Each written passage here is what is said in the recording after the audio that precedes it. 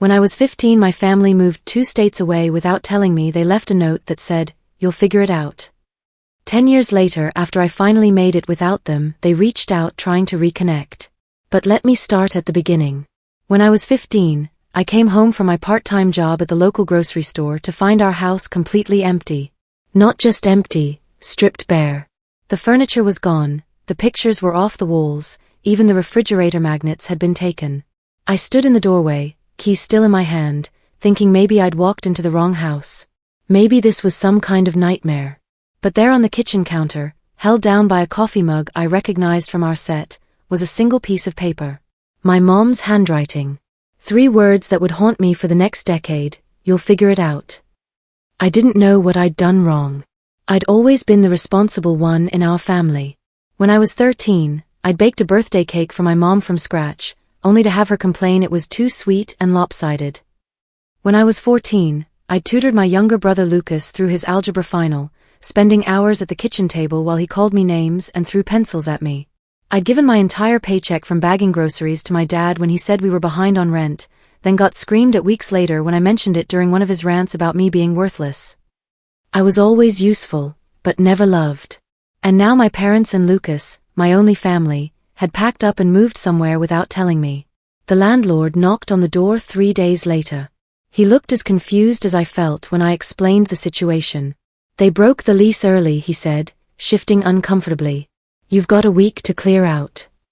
I had nowhere to go. My first night, I slept on my best friend Ava's couch. The second night, her mom made it clear I couldn't stay longer. "It's not that we don't care about you, honey," she said, avoiding eye contact. "It's just, we have our own problems." I tried calling extended family, my aunt in Oregon, my grandparents in Florida. Either their numbers were disconnected, or they pretended not to know me. It was like I'd been erased from existence. By the end of that week, I was sleeping in a storage unit I'd rented with the $43 I had left.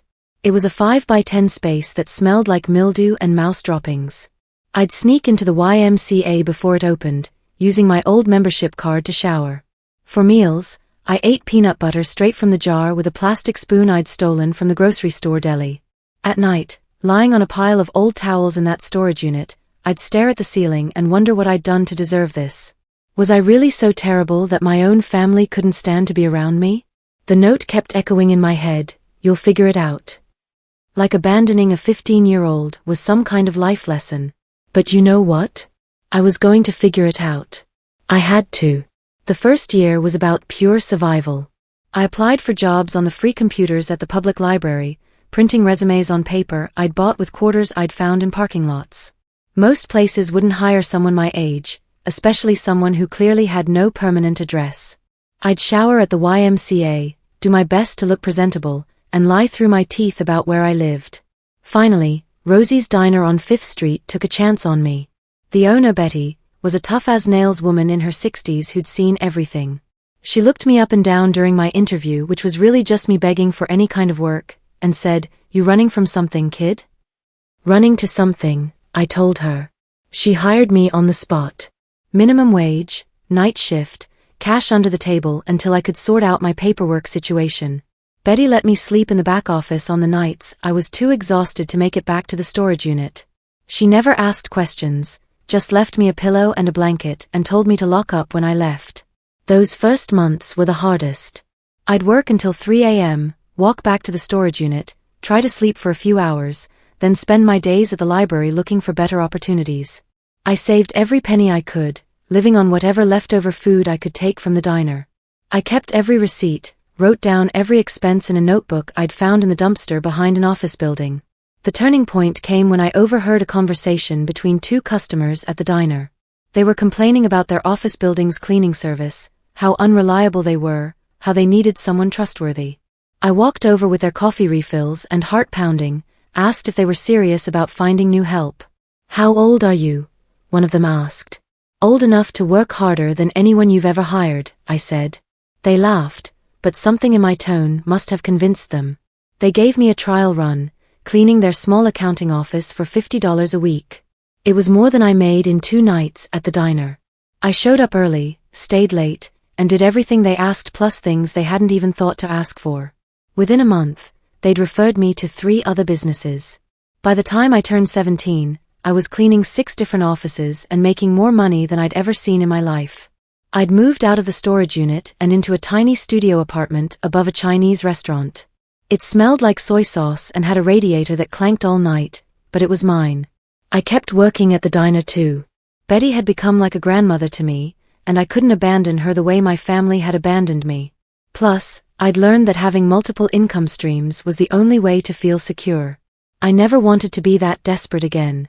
Late at night, after both jobs were done, I'd sit in my little apartment with my notebook, planning my next move. I'd started taking community college classes, paying for them with the money I'd saved. Business administration. I had this crazy idea that maybe I could start my own cleaning company, hire other people who needed second chances. During those years, I never heard from my family. Not a call, not a text, not even a birthday card. I'd changed my phone number twice, but they'd never tried to find me anyway. Sometimes I'd wonder if they even remembered they had a daughter. Sometimes I'd imagine running into them at a grocery store, picture their faces when they saw how well I was doing without them. But most of the time, I tried not to think about them at all. I was building something new, something that belonged only to me. And slowly, painfully, I was learning that family wasn't about blood, it was about who showed up when you needed them most. By the time I turned 20, I wasn't just surviving anymore, I was thriving. My cleaning business had grown to 15 clients, and I'd hired 3 part-time employees, all of them people who'd been written off by society the same way I had. There was Danny, a former addict who'd been clean for 8 months and needed someone to believe in him. There was Carmen, a single mom who'd been fired from 3 jobs because she couldn't afford reliable childcare. And there was old Pete, a veteran who'd been living in his car until I gave him a chance. We weren't just a business, we were a family. The family I'd chosen. I'd also started taking night classes at the community college, working toward my associate degree in business. My professors didn't know about my past, and I intended to keep it that way. To them, I was just another hard-working student who happened to run a small business. I liked it that way. The real breakthrough came when I landed a contract with Henderson & Associates, the biggest law firm in our city. Their office manager, Mrs. Rodriguez, had been impressed by my references and the fact that I'd personally shown up for our meeting in a pressed suit I'd bought from a thrift store. The contract was worth more than I'd made in my first 2 years combined. "You're young to be running your own business," she'd said, signing the papers. "I've been taking care of myself for a long time," I'd replied. That contract changed everything. Within 6 months, I was able to quit my job at the diner, though I still stopped by every week to check on Betty. I moved into a real apartment, one with a working dishwasher and windows that actually opened. I bought my first car, a used Honda Civic that I paid for in cash. But the most important thing I bought was a laptop. I'd been doing all my business accounting by hand in those same notebooks I'd started with. Now I could create professional invoices, track expenses properly, and start building a website. I spent hours on YouTube learning about marketing, customer service, and business development. By 22, I'd expanded beyond cleaning. I was offering general maintenance services, organizing, and even some basic interior design consultation. My clients trusted me, and word of mouth was bringing in more business than I could handle alone. I hired 2 more employees and started thinking about renting an actual office space. I also started seeing a therapist. Dr. Grace Williams was a kind woman in her 50s who specialized in trauma and family issues. I'd been hesitant at first. Talking about feelings wasn't exactly my strong suit, but she helped me understand that my success hadn't healed all my wounds. I was still jumping at unexpected noises, still having nightmares about being abandoned, still struggling to trust people even when they showed me kindness. "Survival mode served you well," she told me during one of our sessions. "But now you need to learn how to live, not just survive." It was Dr. Williams who encouraged me to start thinking about my future beyond just building my business. What did I want my life to look like in 5 years? 10 years? Did I want to get married someday? Have children? What would I do if I ever saw my family again? That last question hit me hard. I'd been so focused on moving forward that I'd never really processed what they'd done to me. I just survived it. But Dr. Williams helped me understand that surviving wasn't the same as healing. As my business grew and my bank account filled up, I started to feel something I'd never experienced before: true independence. Not just financial independence, but emotional independence. I didn't need my family's approval anymore. I didn't need their love or their acknowledgement of what they'd done to me. I had built a life that was entirely my own. And for the first time since I was 15, I felt genuinely happy.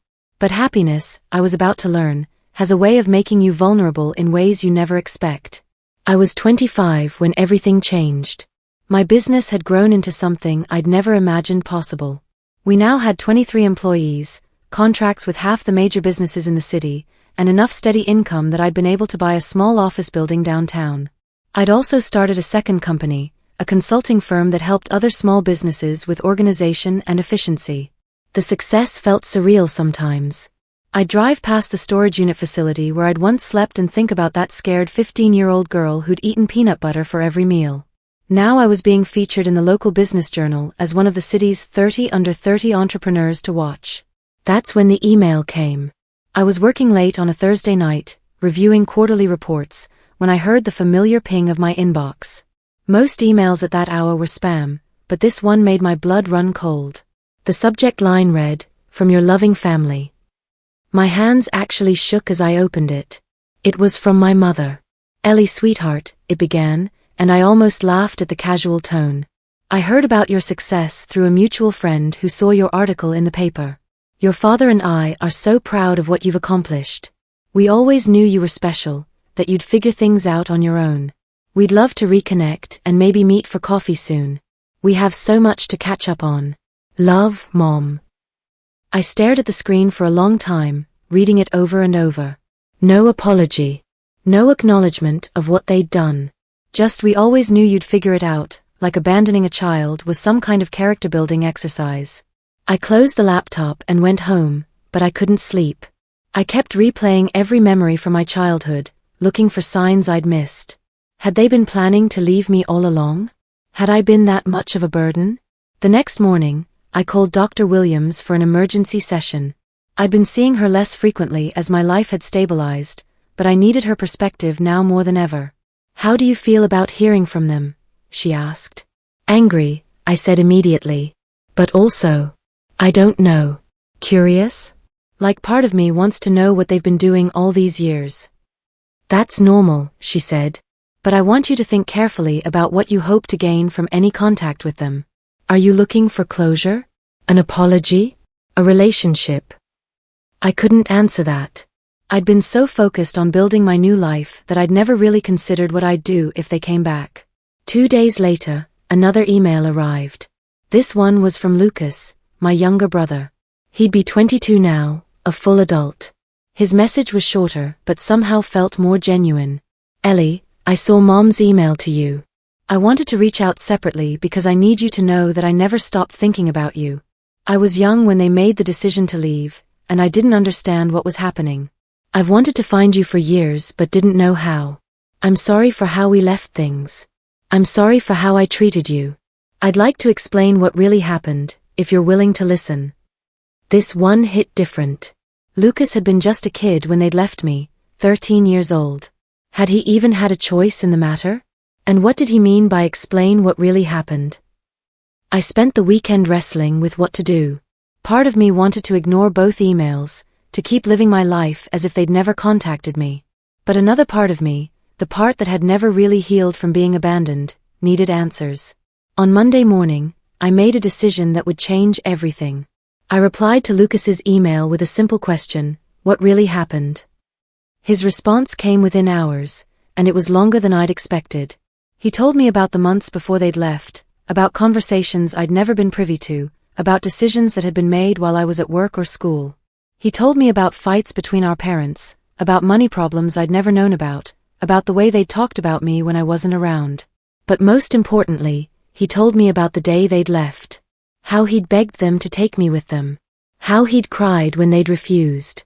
How they'd told him I was old enough to take care of myself, and that it would be better for everyone this way.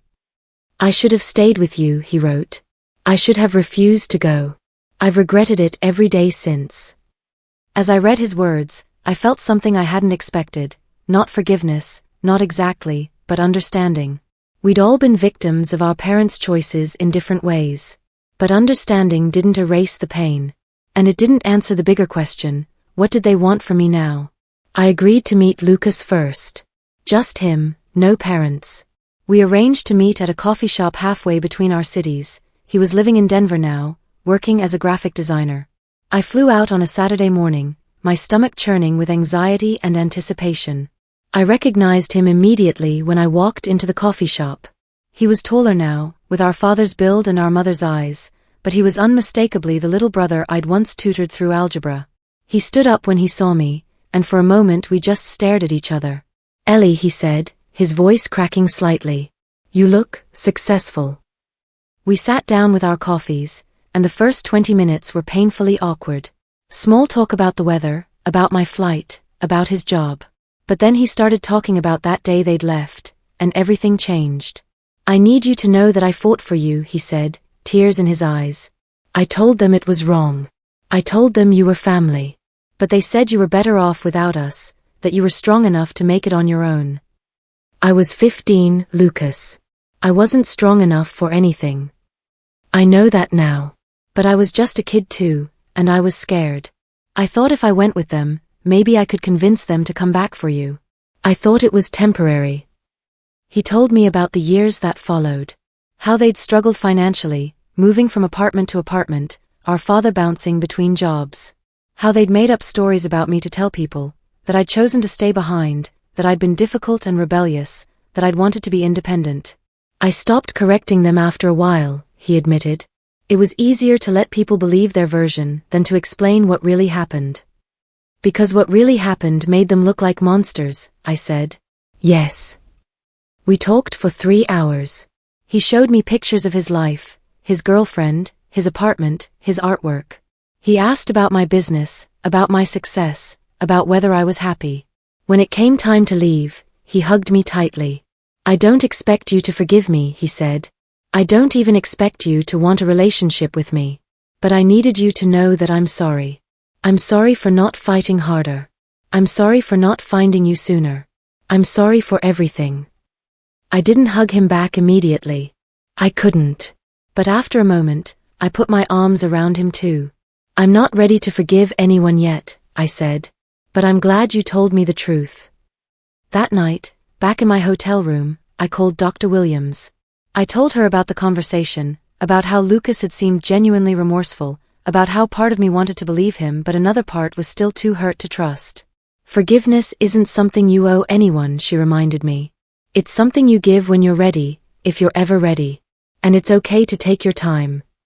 The next week, my mother called. I'd given Lucas my phone number, and apparently he'd shared it. Her voice sounded older, more fragile than I remembered. "Ellie baby," she said when I answered. "I'm so proud of you. I always knew you were special." "Did you?" I asked. "Because I remember you calling my birthday cake lopsided, when I was 13. There was a pause. I wasn't in a good place then. Your father and I, we were struggling. We made mistakes. Mistakes. I felt my anger rising. You abandoned your teenage daughter. You left me homeless and alone. That's not a mistake, that's a choice. We thought you'd be better off." "Stop." I cut her off.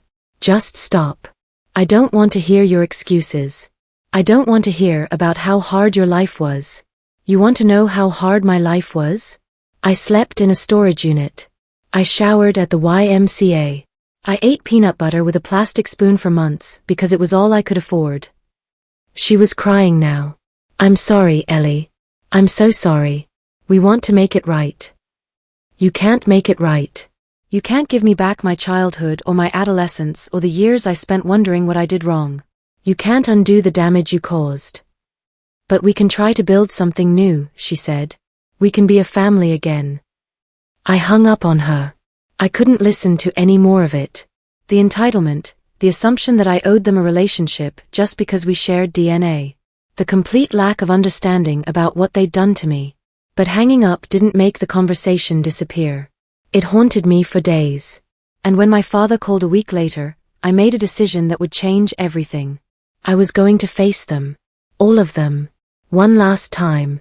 3 weeks later, I was sitting in a restaurant in Kansas City, waiting for my parents to arrive. I'd chosen the location carefully, public, busy, with multiple exits. I'd also asked Dr. Williams to be on standby in case I needed to talk afterward. They walked in together, looking older and smaller than I remembered.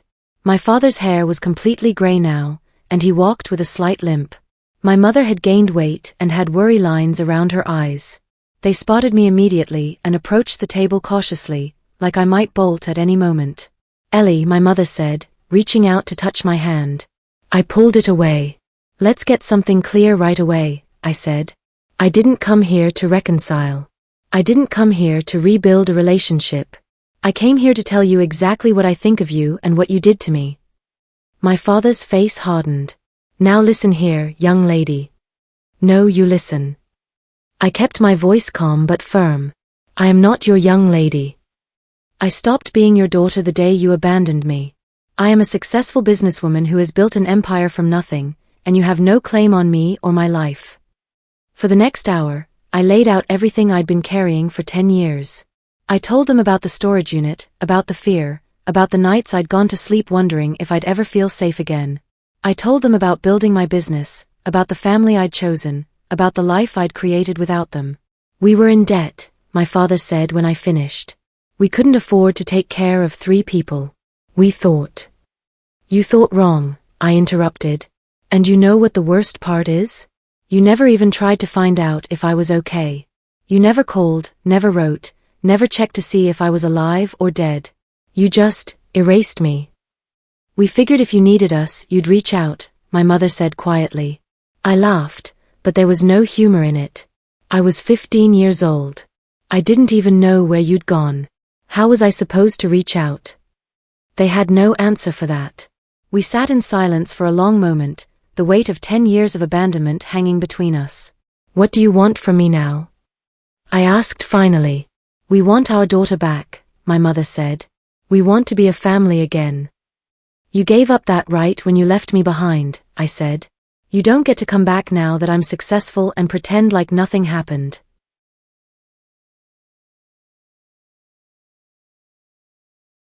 "We could help you," my father said. "With the business, with..." "Help me." I stood up, my chair scraping against the floor. "I don't need your help. I never needed your help. I figured it out, remember? Just like your note said I would." I pulled out my wallet and left money on the table for my coffee. "This is the last time we'll ever speak," I said. "I want you to understand that. I'm not your daughter. I'm not your family. I'm a stranger who happens to share your DNA, and I want nothing to do with you." "Ellie, please," my mother reached for me again. "Goodbye," I said, and walked out of the restaurant. I sat in my rental car for a long time afterward, shaking. Not from sadness or anger, but from relief. I'd finally said everything I'd needed to say. I'd finally stood up to them the way I'd always wished I could. That night, I called Dr. Williams. "How do you feel?" she asked. "Free," I said. "For the first time in 10 years, I feel completely free." I flew home the next day and threw myself back into work. But something had changed. I felt lighter, more confident, more at peace with myself. I'd faced my demons and won. A week later, Lucas called. He'd heard about the meeting from our parents, and he wanted to know if I was okay. "I'm better than okay," I told him. "I'm done carrying their baggage." "Does that mean you're done with me too?" he asked quietly. I thought about it for a moment. "I don't know yet, but I'm willing to find out." It was a start. Not forgiveness, not yet, but a possibility. A chance to build something new from the ashes of what we'd both lost. 2 years have passed since that confrontation in Kansas City. My business has continued to grow. We now have offices in 3 cities and over 50 employees. I've started a foundation that helps homeless teenagers find job training and housing. I've bought a house, a real house with a garden and a dog named Buster who greets me at the door every night. But the most important thing I've built is a new relationship with Lucas. It's been slow, careful work. We text regularly, talk on the phone once a week, and meet in person every few months. He's been in therapy too, working through his own guilt and trauma from our childhood. "I think I understand now why you were so angry," he told me during our last visit. "It wasn't just about them leaving you. It was about all of us pretending like it was okay. He's right. For years, I carried the weight of their abandonment alone. But now I have someone who understands, someone who was there, someone who can validate my experience instead of gaslighting me about it. Lucas has never asked me to forgive our parents. He's never suggested that I should give them another chance. He respects my boundaries completely, and that means everything to me. I still see Dr. Williams every few months, more for maintenance than crisis management now. She's helped me understand that healing isn't linear, that building trust takes time, that it's okay to take relationships at my own pace. You've done something remarkable, she told me during our last session. You've broken the cycle. You've built a life based on your own values instead of reacting to what was done to you. I think she's right. I've learned to recognize the difference between people who genuinely care about me and people who just want something from me. I've learned to trust my instincts about relationships. I've learned that family isn't about blood, it's about showing up, consistently, with love and respect. My employees have become like a chosen family to me. Danny, my former addict, has been clean for 4 years now and manages one of our satellite offices. Carmen finished her GED and is working on a business degree. Old Pete bought a small house with the money he saved working for me. We have company picnics and holiday parties, and I know more about their lives than I ever knew about my biological family. Last month, I got a letter from my mother. Not an email this time, but an actual handwritten letter. She wrote about how proud she was of my success, how she thought about me every day, how she hoped I might change my mind about having a relationship with them. I read it once, then threw it away. I don't feel anger anymore when I think about my parents. I don't feel sadness either. I just feel nothing. They're strangers to me now, and I'm okay with that. But I kept thinking about that phrase from their original note, "You'll figure it out."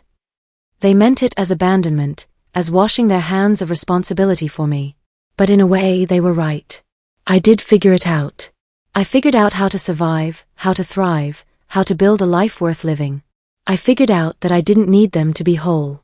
I figured out that I could create my own family, my own success, my own happiness. I figured out that their abandonment said everything about them and nothing about me. Most importantly, I figured out that I am enough. I always was enough. I just needed to believe it.